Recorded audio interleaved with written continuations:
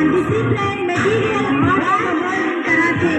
Rounds are not only they generate body shape and eyes crossing the special because each one only exercise became more importantly in control of ourselves. What is karate? Karate is a tradition and material.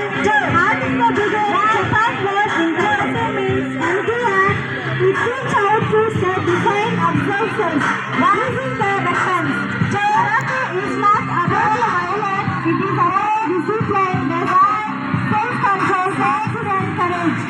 Karate student aim to say that you strong in both physically and mentally. Importance in karate in student life. The student world, children face challenges, training, fears, distractions, and sometimes even in being in karate, helps to student overcome the problems.